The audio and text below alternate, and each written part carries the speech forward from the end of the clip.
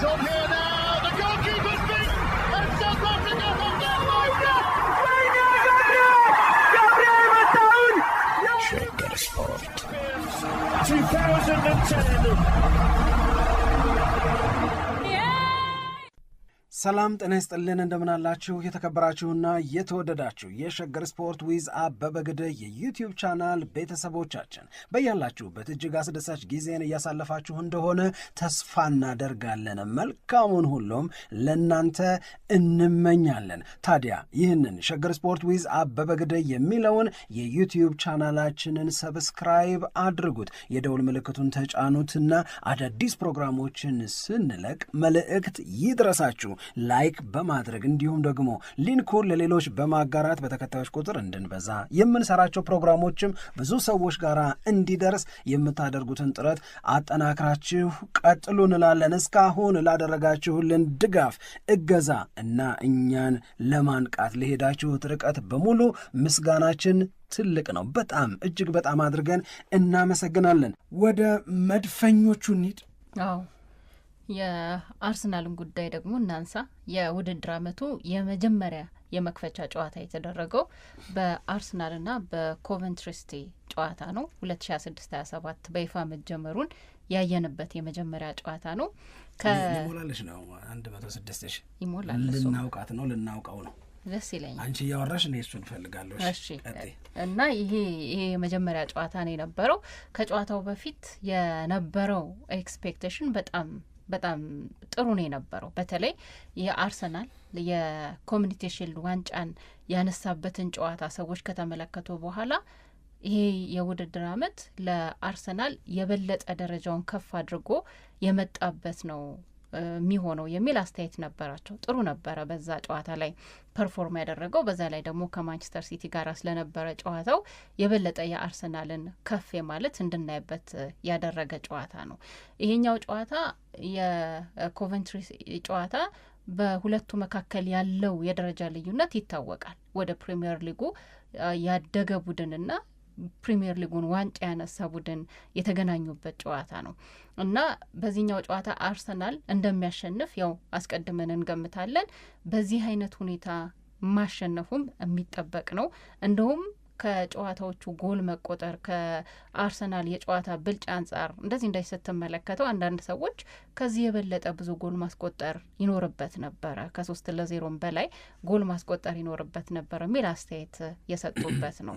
ግን አርሰናል በጣም የተሟላ ቡድን መሆኑን በዚህኛው የውድድር ዓመት ላይ የበለጠ ካሳየባቸው ጨዋታዎች መካከል አንደኛው ነው። ይህንን የምልበት ዋነኛው ምክንያት ሙሉ ለሙሉ አርሰናል የምሩን ተጫውቷል ብዬ ለመናገር ትንሽ ስለሚያስቸግረኝ ነው። ማለት ቀሎት ነው የተጫወተው።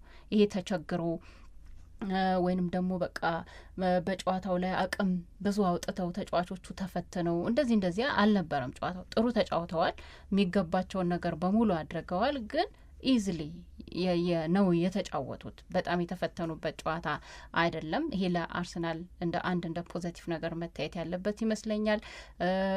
በጣም ብዙ የተወራለት የዞሊ ስም ጉዳይ አለ። አዳዲስ ፈራሚ ተጫዋቾች በዚህ ልክ ከቡድን ጋር ተዋህደውና በዚህ ልክ ደግሞ ብልጫ ፈጥረው አሁን በደንብ ካስተዋሉት እዚህኛው ጨዋታ ላይ አድማጮቻችን በአብዛኛው አርሰናል በሳካ በኩል ነበረ የማጥቃት እንቅስቃሴውን የሚያደርገው።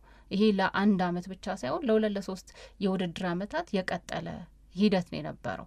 በዚህ በግራ መስመር በኩል ላይ የአርሰናል የማጥቃት ሁኔታ ከቀኝ መስመሩ አንጻር ስታየው ምጣኔውን የጠበቀ አይደለም። አሁን ግን በአብዛኛው የማጥቃት ሁኔታ ይከናወን የነበረው እንደገና ብዙ ብልጫዎችም ደግሞ ይወሰድ የነበረው በዞሊስ በኩል ነው እና በጣም ብዙ አድናቆት የተሰጠው ነው። ሊጉን የተላመደበት ከቡድኑ ጋር የተዋሃደበት የሆነ ነገር የማድረግ ፍላጎቱ በጣም ከፍ ብሎ የታየበት ጨዋታ ነው የነበረው። በፕሪሲዝን ላይ ትንሽ ስጋት ነበር። ይህ የቅድመ ውድድር ጨዋታ ነው፣ ያን ያክል ጠንከር ያለ ጨዋታ አይደለም። ስለዚህ ስለ ዞሊስ ለመናገር የሆነ ነገር ለመናገር ድፍረት ይሰጠን ይሆናል እንጂ ሙሉ ለሙሉ ለሱ ለመመስከር ግን የሚያስችል አይደለም የሚል አስተያየት የነበረበት ነው። ይሄኛው ጨዋታ ግን በደንብ እንድንመሰክርለት የሚያስገድድ ይመስለኛል። ብዙ ፖዘቲቮች ነበሩት አርሰናል። ለምሳሌ ሳካ ወደ ጥሩ ብቃቱ እየተመለሰ መሆኑን የታየበት ጨዋታ ነው ብዬ መናገር እችላለሁ።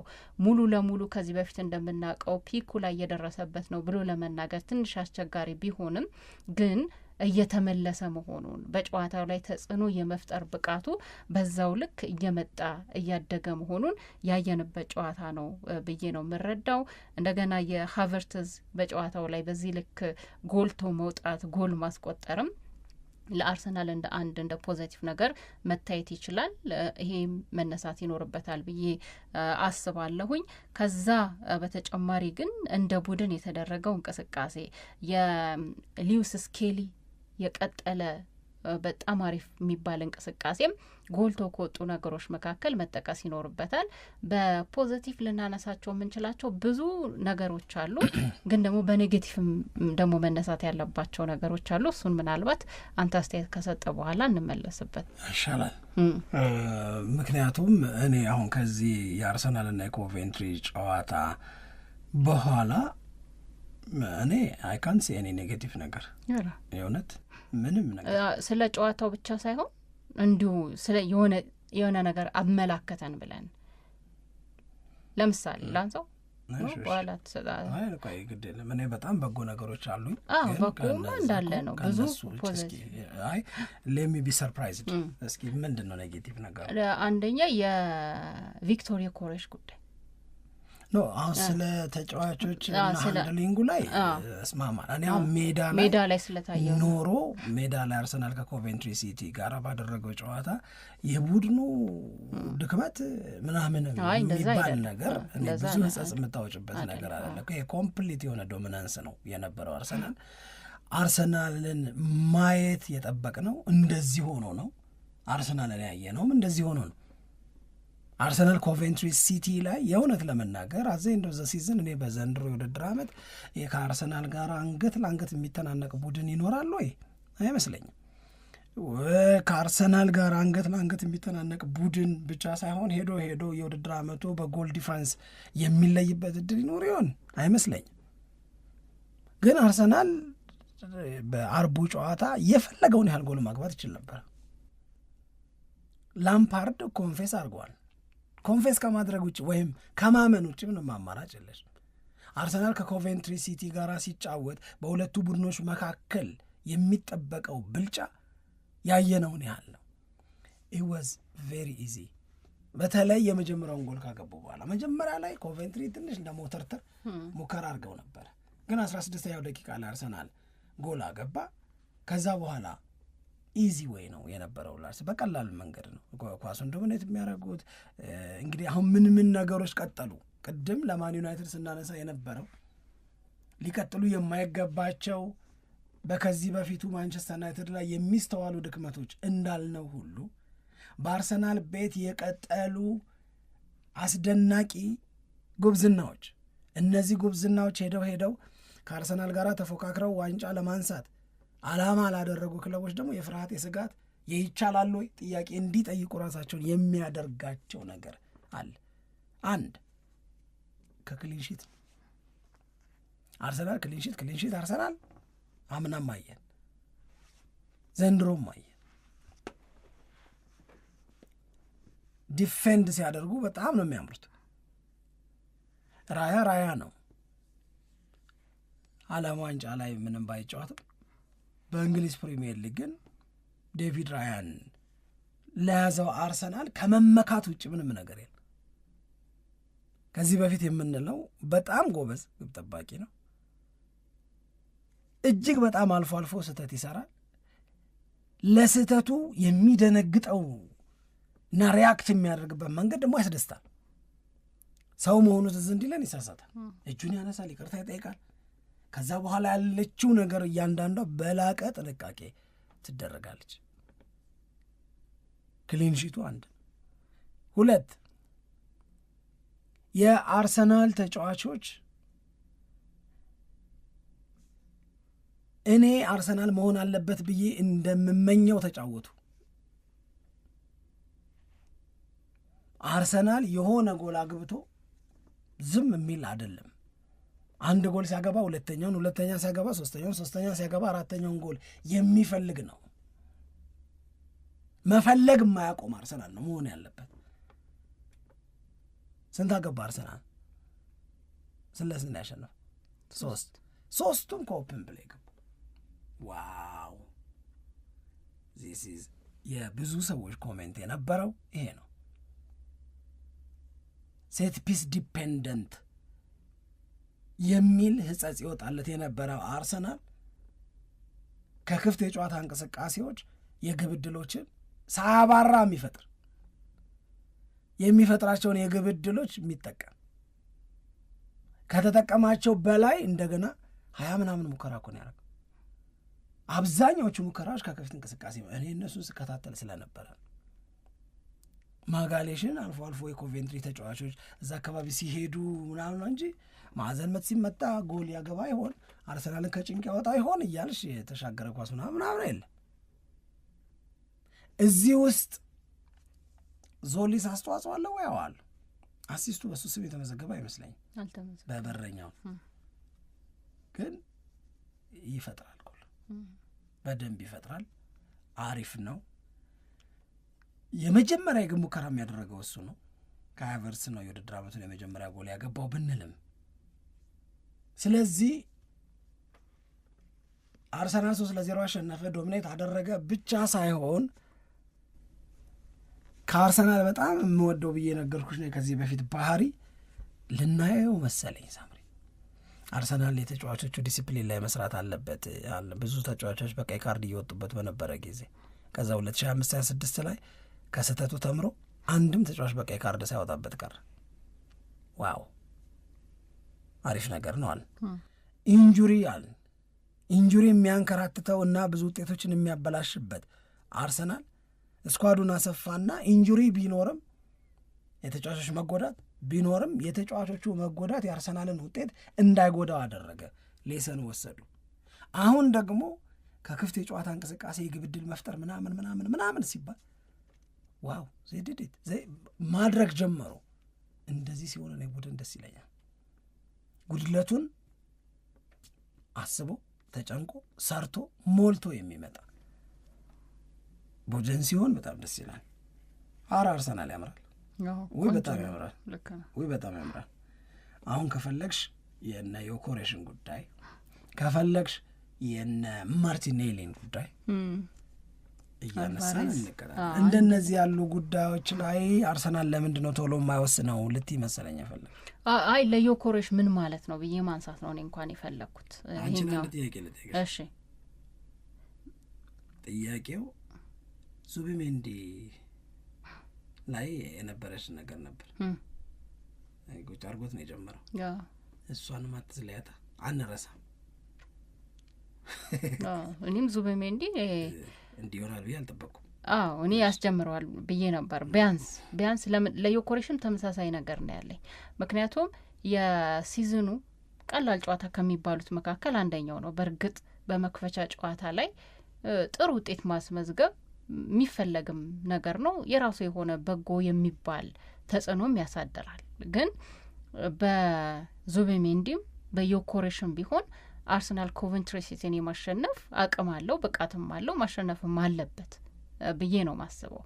ግን በእነዚህ ተጫዋቾች አለመጀመሩ ስፔሻሊ ደግሞ ዮኮሬሽን ያነሳውበት ምክንያት ሊወጣ ነው የሚለው ነገር ከአርሰናል ጋር ይለያያል የሚለው ነገር በአብዛኛው የሰማንበት የዝውውር ጊዜ ስለሆነ በዚህኛው ጨዋታ ላይ አርቴታ አለመጠቀሙ ዮኮሬሽን ምንድን ነው የሚያመላክተን ነገር የሚለው ሚሆን የሚሰጠው ፍንጭ አለ ወይ? ምክንያቱም ከዛ በኋላ እንደገና ትላንትና ዛሬም ጠዋት ላይ በደንብ አድማጮቻችን ተከታትለው ከሆነ የሁሊያን አልቫሬዝ እና የአርሰናል ጉዳይ እንደገና ትልቅ ዜና የሆነበት ነው። ትልቅ ፍንጭም ደግሞ የታየበት ነው እና ዮኮሬሽ ከአርሰናል ጋር ላይቆይ ይችላል ማለት ነው። አርቴታ አሁንም በዮኮሬሽ ላይ እምነት አልጣለም ማለት ነው ብዬ እንዳስብ አድርጎኛል እና ይሄ አንድ በእርግጥ እንዳልከው ከፐርፎርመንስ ጋር ከአጠቃላይ ከቡድኑ እንቅስቃሴ ጋር የሚታይ አይደለም። ግን ስለ አርሰናል ደግሞ ካወራን በዚህ ጨዋታ ላይ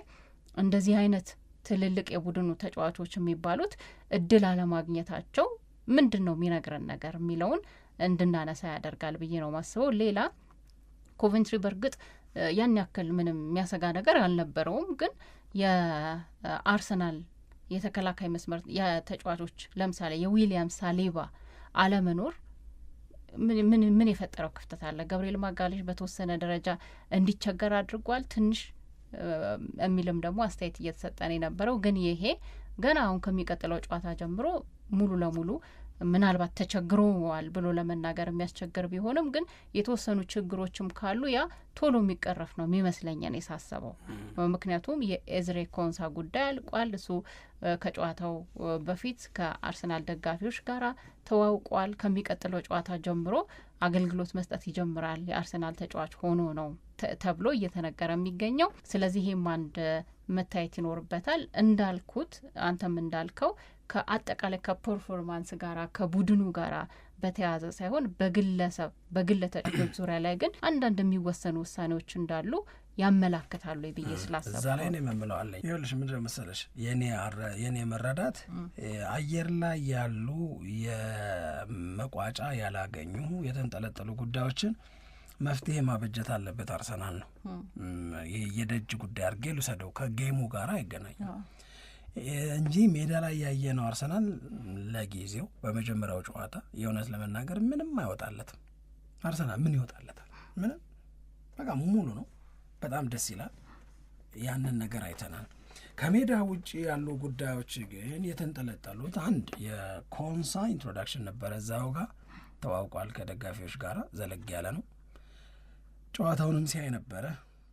ሁለት የማርቲኔሊ ጉዳይ አርሰናል ምን እያሰበ ነው የሚለውን ከማን ሲቲ ጋር በተደረገው የኮሚኒቲ ሺልድ ጨዋታ ሙሉ በሙሉ ከጨዋታ ውጭ አድርጎታል። ከኮቬንትሪ ሲቲ ጋር በተደረገ ጨዋታ ሙሉ በሙሉ ውጭ አድርጎታል።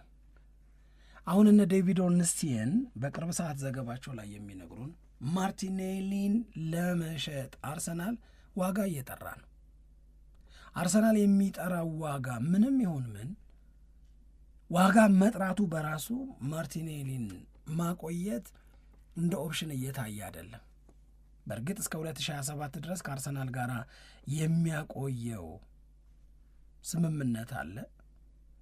እስከ 2027 ድረስ ብቻ ሳይሆን 1 ዓመት የማራዘምም መብት አለው አርሰናል። ግን ዞሊስን እየተጠቀመ ከሙሉ የጨዋታ ተሳታፊ ተጫዋቾች ዝርዝር ውጪ ያደረገው የዞሊስ ተጠባባቂም እንኳን አይደለም እና ምንም የሰማነው የጉዳት ዜና የለም። ስለዚህ አሁን ምንድን ያለው ነገር ጋላታሳራይ ለዚህ ተጫዋች ዝውውር 38.7 ሚሊዮን ፓውንድ አቅርቦ ነበር ማርቲኔሊ ልውሰድ ብሎ። አርሰናል ይሄንን ከጋላታሳራይ የቀረበውን ጥያቄ እያወጣ እያወረደ እየመዘነው ነበረ። ከዛ ያንን የአርሰናልን ምዘና ተከትሎ የአርሰናል ሐሳብ ከጋላታሳራይ ጋር መደራደር ቢሆንም የጋብርኤል ማርቲኔሊ ሰዎች ግን ዘሴን ነው ኢንተረስትድ አይደለንም ወደ ጋላታሳራይ መሄድ አሉ። ስለዚህ ወደ ጋላታሳራይ መሄድ ፈቃደኝነት አልነበራቸውም። እነሱ ስላልነበራቸው ሆልድ ተደረገ። የአርሰናል ኢንቴንሽን ግን ግልጽ ነው። የአርሰናል ኢንቴንሽን ምንድን ነው? መሸጥ። ማንን? ማርቲኔሊ። ለማን? አያገባውም። የሚፈልገውን ገንዘብ ለሚሰጥ ክለብ። አርሰናል አስኪንግ ፕራይሱ ስንት ነው ብለሽ ብትጠይቂ እየተነገረ ያለው የአርሰናል አስኪንግ ፕራይስ 60 ሚሊዮን ፓውንድ ይክፈሉኝ ባይ ነው። 60 ሚሊዮን ፓውንድ ደግሞ ብዙ ነው እያሉ ነው። 60 ሚሊዮን ፓውንድ ብዙ ነው ከተባለ አሁን ማን ነው? የሳዑዲ ክለብ ነው። የሚገርምሽ ነገር ወደ ጋላታሳራይ እምቢ ያለው ማርቲኔሊ የሳዑዲው ክለብ አልሂላል ሊወስድ ነው ሲባል አም ኦፕን አለ። ኦፕን ነኝ አለ፣ መሄድ ይችላለዋል። ጋላታሳራይ እምቢ ብለዋል አለ። ወደ ሳዑዲ ግን ለመሄድ ዝግጁ ናቸው፣ ፈቃደኛ ናቸው። ጨላው ነው የሚያወራው ፍራንኩን። ወደ አውሮፓ ትልልቅ ሊጎች ካልሆነ የሜድ ፍላጎት የለኝም ሲል ነበር ለጋላታ ሰራይ። በቃ ስለዚህ ወደ ሳዑዲ ግን ኦፕን ነኝ አሁን የወጣ እኮ ነገር ነው ነገር። ስለዚህ የማርቲኔሊ ጉዳይ ከስብስቡ ውጪ የሆነ ከጨዋታ እንዲርቅ እየተደረገ ያለው ስለሚወጣ ነው። እኔ ደግሞ ምንድነው የምለው አርሰናል እንደነዚህ ያሉ ጉዳዮችን ምንም ሳይበርዙበት ምንም ሳያበላሹበት እንዲቀጥሉ ቶሎ ቶሎ መወሰን መቻል አለበት። ዲሉን ማቀላጠፍ ሴፕቴምበር 1 እየደረሰ ስለሆነ አይደለም፣ እዚህ ልጅ ላይ የቀጠለ ፍላጎት ስለሌላቸው ነው። ሁለተኛው ጉዳይ የሚሆነው ምንድን ነው? ሁለተኛው ጉዳይ የቪክቶር ዮኬሬሽ ነው። ቪክቶር ዮኬሬሽን በሆነ እኔ የሚሰማኝ ያለመፈለግ ስሜት ነው የሚሰማኝ፣ የአልተማመኑብኝም ስሜት ነው። ከአንተ ይልቅ ካይ ሃቨርትዝ እያሉኝ እንደሆነ ነው የሚሰማኝ። ሁለት ኦፕሽን አለኝ። አንድ በጊዜ ይበልጥ ወደምጫወትበት ክለብ መሄድ፣ ሁለት እዛው አርሰናል ቤት ቆይቼ በደንብ ራሴን አዘጋጅቼ አሰልጣኙ እኔን የሚመርጥበትን አሳማኝ ነገር ማድረግ ነው። ቪክቶር ዮኬሬሽ ከማርቲኔሊ የሚለየው ስኳድ ውስጥ አለ። ቀይሮ አላስገባውም እንጂ ተቀያሪ ወንበር ላይ አለ። እንደነዚህ ያሉ የተንጠለጠሉ መጨረሻቸው ያልታወቁ የአርሰናል ጉዳዮች አሉ። ግን አይ ቲንክ አርሰናል ኢዝ ሬዲ ቱ ሪያክት ለእንደነዚህ ያሉ ጉዳዮች። በመጣደፍ ማድረግ አልፈለገም እንጂ ሊያደርጋቸው የተዘጋጀ ይመስለኛል። እንደነዚህ ባሉ ጉዳዮች ላይ አትሌቲኮ ማድሪድ ደጋፊዎች ሁሊያን አልቫሬዝን እየገፉት ነው። ልክኛ ቃል ላይሆን ይችላል። ለምን? እሱ ነው መጀመሪያ ሊድ ያለው እሱ ነው። ዓለም ዋንጫ ላይ ያለ ከአትሌቲኮ ማድሪድ ጋር መቀጠል ሞቴ ነው ምናምን ያለው አይደል? እሱ ነው። ስለዚህ እሱ ከሆነ እንደዛ ያለው ምንድን ነው የሚሆነው? ቀጥሎ ነው አርሰናል ሁሊያን አልቫሬዝን ተሟሙቶ ማግኘት ተሟሙቶ የራሱ ማድረግ ይኖርበታል። ይህንን መሟሟት ከአርሰናል ጠብቃለሁ ነው። ምክንያቱም የአርሰናል አምቢሽን የነበረው ሞርጋን ሮጀርስ ነው። የአርሰናል አምቢሽን የነበረው ቪኒ ጁኒየር ነው። የአርሰናል አምቢሽን የነበረው ሁሊያን አልቫሬዝ። ከነዚህ ከሶስቱ ሁለቱ ዘጎን አንዱ ለ5 ዓመት አንዱ ለ6 ዓመት ፈርመዋል። መቼም ከዚህ በኋላ የሚቻልም አይደለም። ከጓጓላቸው ተጫዋቾች መካከል አንዱን ሁሊያን አልቫሬዝን የራሱ ሊያደርግ የሚችልበት እድል አለ። እዚህ እድል ውስጥ ግን ዮኬሬሽን መሸኘትም ሊኖር ይችላል። ገንዘብ ፕላስ ዮኬሬሽ እኩል ይሆናል ሁሊያን አልቫሬዝ ሆኖ ማለት ነው። እነ ሄነሪ እንደሚሉት ዮኬሬሽን ሳይነካ አልቫሬዝን ይጨምራሉ ወይ? ምናልባት የማርቲኔሊ ሽያጭ እዛ ጋር ድንገት የተሻለ ገንዘብ እንዲያገኝ። እሺ በቃ 60 ብሏል እሱ 50 እንኳን ቢከፍል አልሂላል በ50 ሄደ በይው። ስለዚህ በግራ መስመርም በኩል ሁሊያን አልቫሬዝ እንዲጫወት ማለት ነው ኦፕሽናል እና ዮኬሬሽ ባለበት ይሄ የሚመኙት ነው የአርሰናል ደጋፊዎች። መሆንም ያለበት እንደዛ ነው። ግን አሁን የተፈጠሩት ሁኔታዎች ለአርሰናል በጎ ይመስላሉ። የሁሊያን አልቫሬዝ መከፋት እንደውም ትላንት ከጨዋታው በፊት ሲወጣ የነበረው መረጃ በቃ አትሌቲኮ ማድሪድ ለባርሴሎና የመሸጥ ምንም ፍላጎት የለውም፣ የተዘጋ ነገር ነው ተብሏል። እና ሁሊያን አልቫሬዝ ደግሞ ወደ አርሰናልም ወደ እንግሊዝም የመመለስ ምንም ፍላጎት አልነበረውም። ግን ሁኔታዎች ካየው በኋላና ከአርቴታ ጋር ከተነጋገረ በኋላ ይሄ ሁኔታው ልቡ እንደተለሳለሰ ወደ እንግሊዝ በመመለስ ጉዳይ ላይ ልቡ እንደተለሳለሰ የሚወጡ መረጃዎች ያሳዩ ነበር። እንግዲህ ምናልባት ያንን ክፍተት ተጠቅመው አሁን ደግሞ በጨዋታው ላይ ከደጋፊዎች ጋር የተፈጠረው የቅሬታ ስሜት ታክሎበት ሁሊያን አልቫሬዝ እሺታውን ሊሰጥ ይችል ይሆናል። ከዛ በኋላ ንግግሩ ድርድሩ የሚሆነው በክለቦቹ መካከልና በሚከፈለው ገንዘብ መካከል ነው። ያው ገንዘቡ ነው እንጂ ስምምነቱ አለ። አትሌቲኮ ማድሪድ ለአርሰናል መሸጥ ምንም ችግር የለበትም። ግን ገንዘቡን በተመለከተ ውይይት ይደረጋል ነው። አንዳንድ ቦታዎች ላይ ዛሬ ጠዋት ከተወሰኑ እንደውም ደቂቃዎችን በፊት ሲወጡ የነበሩት መረጃዎች የሚያሳዩት ወደ 150 ሚሊየን ዩሮ እንዲከፈለው ይፈልጋል አትሌቲኮ ማድሪድ የሚል ነው። አዎ ይሄ የተባለ ነገር ነው። እኔ አልከፍልም ለሁሊያን አልቫሬዝ 150 ሚሊዮን ዩሮ እንደዛ ይፈልጋል አትሌቲኮ ማድሪድ። በቃ ኮንሲደር የሚያደርገው ያንን ገንዘብ ነው። ያው ድርድር ይደረጋል ይላሉ እኮ ብዙ ጊዜ። ከዚህ በፊት 150 እኮ ሲል የነበረው ለነ ሪያል ማድሪድ መስቀሉ ነው።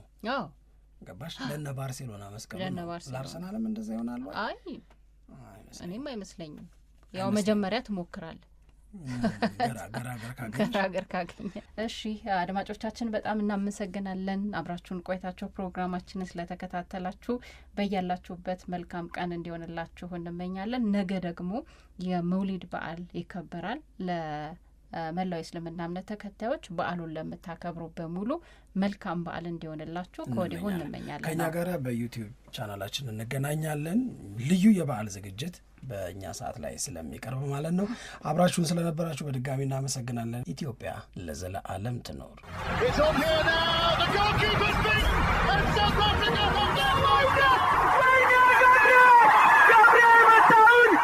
ሸገር ስፖርት 2010